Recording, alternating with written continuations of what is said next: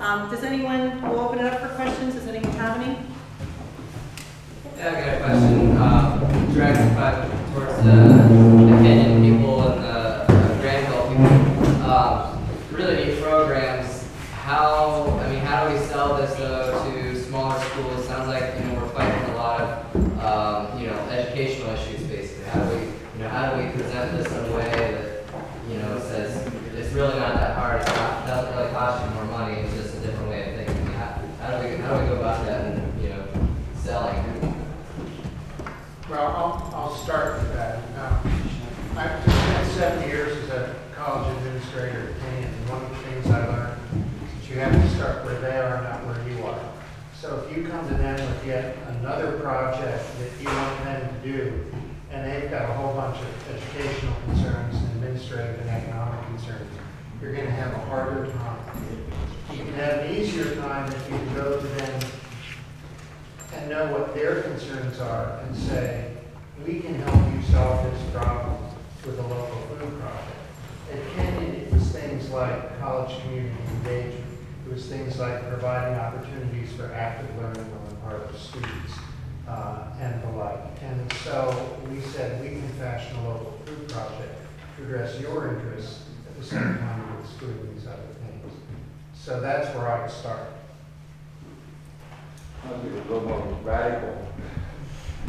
Say, I agree with you. I think you're exactly right. But what I have learned is, going around talking to people and trying to, and looking at our situation. And I think we were somewhat lucky because we didn't have a food service program before. So we were starting from scratch. But I firmly believe, and I know this is going to sound crazy, but I firmly believe schools should not be in the food service business. We are in the education business. And one of the problems that we have, people, when I talk to people about, what's the, how do you do this and how do you make it work? And Chef Gray kind of mentioned that a little bit is we are paying wages that normal restaurants pay. We have 16 restaurants in Granville. So at Granville Inn, the dishwasher should not, a Granville High School dishwasher should be paying more than a Granville Inn dishwasher. But the problem is schools are putting so much money into staff. And it's important to get good staff, I believe in paying.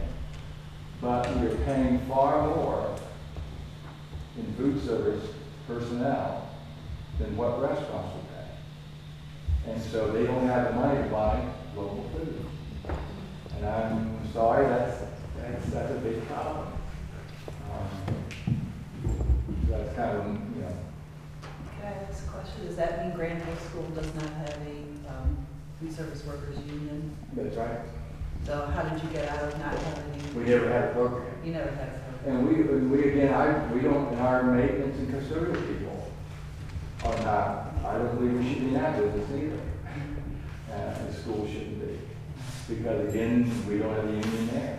And we have great employees, and they're getting paid what people would be paid cleaning State Farm, insurance, building, and other places like that.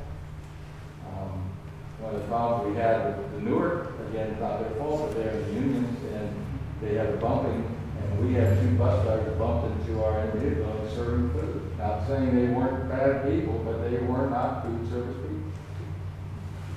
people. One of the things that when we had our meeting that you mentioned that really made it all start coming together and make sense to me is that one of the stumbling blocks I was having with the whole program is we can't pass a levy to educate our students. How are we going to get people to say, oh yeah, we want to spend money to do this? But the way funding for cafeteria is set up in Ohio, cafeteria is its own entity. Any money that comes in to pay for the lunches stays there, cannot be used from the school. It's totally separate. So whatever happens in that food service stays there. And it doesn't take any tax money to run it. It doesn't take a levy to run it. It's all self-contained. So it's something you can do in the school to improve the kids' education, their nutrition. They're going to learn better. They're going to be healthier, and it doesn't cost the parents or the community. So that's a big selling point.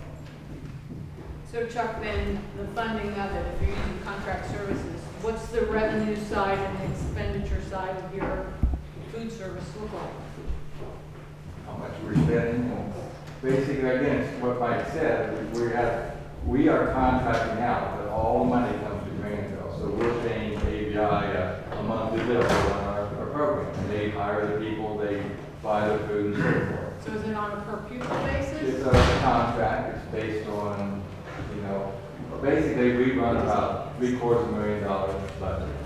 We estimate how much money we're going to take in, just like any school system would, or any business, and how much money we can spend. Last year, Chef Greg and I sat down, because we want to buy local, so we figured out, okay, how much more is it going to cost us to buy local, to buy the food, compared to what prices we were paying through GFS or wherever else we were getting our food.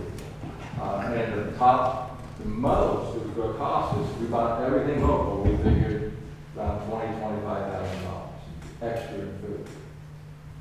So, again, it don't make a difference if you're buying, if you're going through API or you're doing your own food service program, you have to pay your staff. What I'm saying the schools get themselves hung up in is that they're paying so much money towards their wages that they can't pay that extra $25,000 to buy local or buy good food.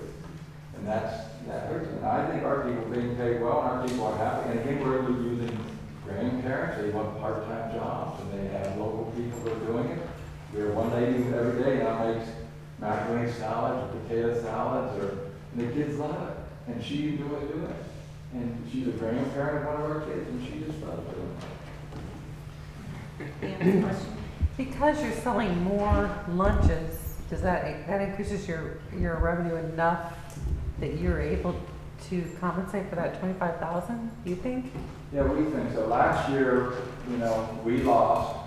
First year for the program, we lost around $25,000. But it was all startup. We were in the hole $40-some thousand after the first 40 days. I went to Greg and said, Greg, I'm going to get fired here. Because we can't, just like Mike said, we have to be taking our food service. Granville doesn't want to pay money out of the general fund to pay for food service. And you'd be surprised how many school districts are doing that, by the way. Even though they aren't serving that. So, but after the first 45 days, we had 6 months in the black. And we got the $40-some thousand down to the $25,000, so we lost. And we, I think, have a very good budget this year, a very good handle. We had no history of what Granville kids are going to eat. We had to bring, and I want to bring extra staff in this game to make sure this thing was going to work. We hired extra people to begin to work, and we calmed it down and got our staffing down to where it should be. So, yeah. Another component of holding costs down has to do with waste, which somebody mentioned before. There really is a relationship between the quality of the food and the waste. Students eventually come to learn that you don't just have to fill up your tray with everything possible in the hopes that there'll be something there that you want to eat. And so after a while, waste goes down, and instead of spending that money on mass quantities of low quality food, you can spend it on smaller quantities of good food.